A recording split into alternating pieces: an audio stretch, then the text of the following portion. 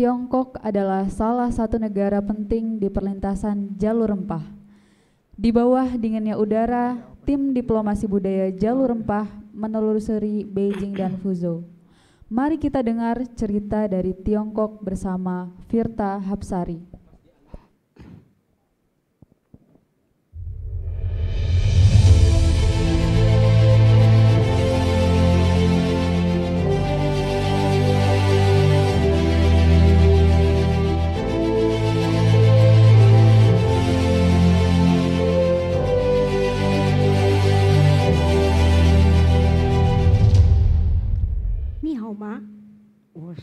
Firta.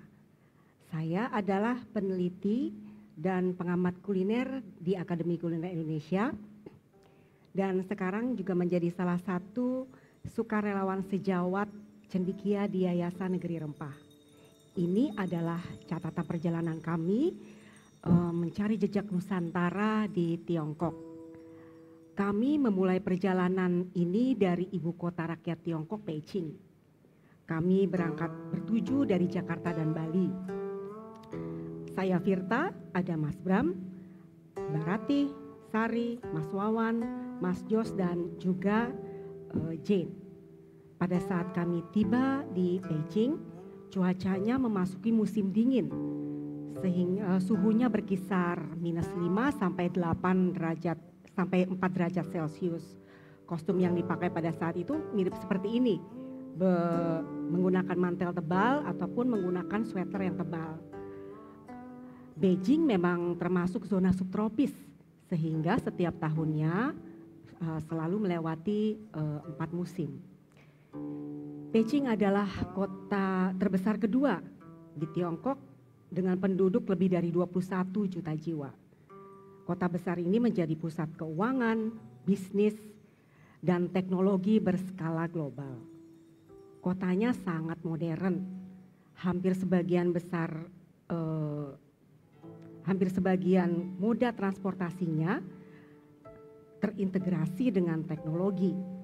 Jalanannya pun tidak terlalu bising karena hampir sebagian besar transportasinya menggunakan kendaraan listrik. Meskipun demikian, kami jarang menemukan warga Tiongkok yang bisa berbahasa Inggris. Dalam situasi seperti ini, perangkat penerjemah yang ada di handphone menjadi andalan kami. Nah, untungnya di hari kedua dan ketiga kami ditemani oleh Maya Chen, mahasiswa jurusan ekologi dari Minsu University of China. Di Beijing kami bertemu dengan Pala Scholar dari China Academy for Social Science. Akademi ini merupakan sebuah organisasi akademis tempat berkumpulnya para pemikir dari berbagai perguruan tinggi di Beijing dan juga di daerah lain di Tiongkok. Dari pertemuan ini kami melanjutkan hubungan yang sebenarnya sudah pernah terjadi sebelumnya, yaitu di International Forum on Spice Road. Kami bersepakat untuk melanjutkan berbagai kegiatan akademis dalam bermacam kegiatan. Sebuah nota kesepahaman akan segera disiapkan untuk kerjasama antara kami dengan China Academy for Social Science. Begitu juga dengan Minzu University of China yang sepakat untuk melanjutkan pembicaraan lebih lanjut untuk menuju ke kesepakatan normal. Di Beijing, waktu kami cukup terbatas, namun dari naluri belusukan kami tidak dapat dibendung. Maya lalu mengajak kami ke sebuah pusat logistik namanya Glorious Land Logistic Port di daerah pinggiran Beijing. Seperti yang ada di layar ya. Target kami adalah mencari penjual rempah-rempah. Setelah menelusuri pusat logistik yang cukup besar itu, kami akhirnya menemukan area pasar yang menjual aneka rempah-rempah. Mencari jejak Nusantara di Tiongkok ternyata tidak semudah yang kami bayangkan. Dalam tradisi kuliner Tiongkok misalnya, rempah memang banyak dipergunakan. Orang Tiongkok mengenal bumbu racikan dasar yang disebut wu xiangfen, yang artinya adalah bubuk 5 rempah. Kalau di Indonesia bubuk ini biasa disebut dengan bumbu ngohyong. kami berasumsi bahwa penggunaan pala, cengkeh, dan kayu manis dalam bubuk 5 rempah bisa menjadi titik awal untuk melihat keterhubungan Nusantara dan Tiongkok dari aspek gastronomi. Namun ternyata asumsi ini ada catatan khusus. Wu Xiangfen tidak serta-merta mencampur 5 rempah tertentu, melainkan 5 rempah yang mengacu pada 5 elemen alam seperti api, kayu, logam, air, dan tanah. Sehingga isinya bisa terdiri dari 5 sampai 8 jenis rempah yang umumnya adalah kayu manis, cengkih, pekak, Sichuan pepper, dan adas. Di daerah lain di selatan Tiongkok biasanya ada penambahan bumbu lain seperti kulit jeruk, daun salam, akar manis, jinten, dan pala. Paling tidak ini membuka cakrawala baru bagi kami. Kota kedua yang kami kunjungi adalah Fuzhou di Provinsi Fujian. Provinsi yang berada di bagian tenggara Tiongkok ini berhadapan langsung dengan Taiwan. Suhu di Fuzhou sejuk, tidak sedingin di Beijing. Imigran Tiongkok di Indonesia sebagian besar adalah suku Hokkien yang berasal dari Fujian. Sejak masa dinasti Tang di abad ke-7, kota-kota di pesisir tenggara Tiongkok termasuk Fuzhou telah menjadi standar perdagangan yang ramai. Karena alasan inilah kami memilih untuk menjajaki penelitian dalam penelusuran jejak keterhubungan Nusantara dan Tiongkok. Di sini kami didampingi Mona Lisayan, mahasiswa doktoral asal Indonesia dari Fujian Normal University sebagai penerjemah. Mona handal menerjemahkan pembicaraan dalam diskusi formal ataupun informal. Kami berbicara dalam bahasa Indonesia dan Mona kemudian menerjemahkan dalam bahasa Mandarin, begitu pula sebaliknya, sehingga inti pembicaraan atau diskusi tersampaikan dengan baik. Para sahabat baru dari Tiongkok ini sangat terbuka dengan misi persahabatan antar budaya.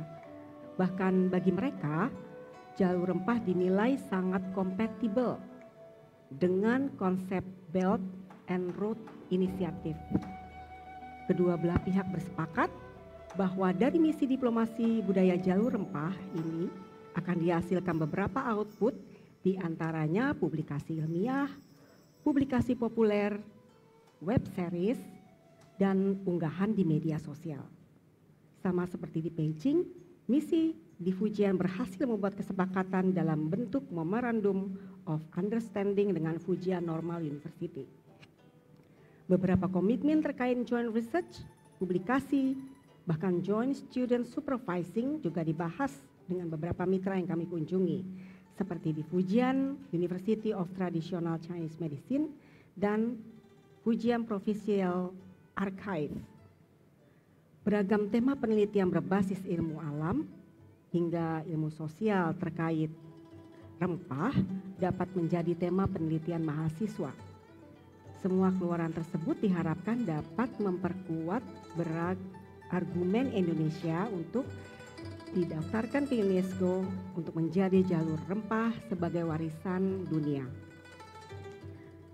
Dalam beberapa hari di kota ini, teman-teman akademisi dari FNU mengajak kami untuk mencicipi berbagai hidangan yang mereka siapkan. Mereka menyiapkan hidangan yang hauce alias lezat atau enak, yang bahan dasarnya berasal dari laut dan juga pegunungan di Tiongkok. Seperti nanti ada teh yang akan diminum bersama, itu adalah dari teh Wuyi namanya, yang berasal dari pegunungan Wuyi. Yang menarik, warga Tiongkok itu sangat menyukai hidangan mala yang kaya rasa, mirip seperti merica Batak atau andaliman Toba. Sensasi rasanya itu kebas di lidah, dipadukan dengan pedasnya cabai kering yang umumnya banyak disukai oleh warga Tiongkok itu menjadi favorit di sana, terutama khususnya anak-anak muda ya. Selain itu, kami mempelajari penggunaan rempah-rempah bagi masyarakat Tiongkok selain sebagai bahan pangan. Di Tiongkok, rempah-rempah juga berperan sangat penting dalam tradisi pengobatan tradisional Tiongkok atau yang biasa disebut Traditional Chinese Medicine. TCM telah berada dalam posisi sejajar dengan pengobatan modern atau pengobatan barat. Masyarakat Tiongkok bebas loh memilih pengobatan yang mereka inginkan dan semua itu dijamin dan dilindungi oleh pemerintah Tiongkok. Sampai di sini kita bisa melihat rempah-rempah masih merupakan komoditas vital yang bagi kehidupan masyarakat di Tiongkok. Aneka rempah endemik Nusantara seperti cengkeh, pala, dan kayu manis dibutuhkan dan digunakan di sini. Pertanyaannya, dari mana asal rantai pasok komoditas bahan-bahan tersebut? Ini masih menyisakan pertanyaan. Apakah rempah-rempah ini masih dipasok oleh Indonesia?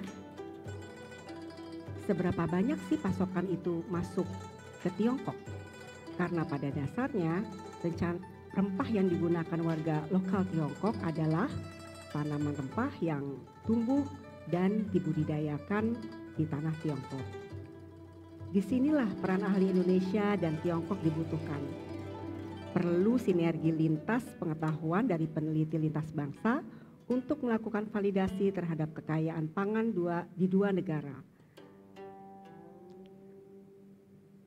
Oleh karena itu, peneliti-penelitian selanjutnya di bidang etnobotani, fitogeografi, pangan, dan pengobatan menjadi amat vital untuk melihat kekerabatan tumbuhan rempah dan penggunaannya di kedua negara. Bahkan ini bisa menjadi potret keterhubungan budaya antar bangsa yang telah terjadi ribuan tahun lalu. Terima kasih.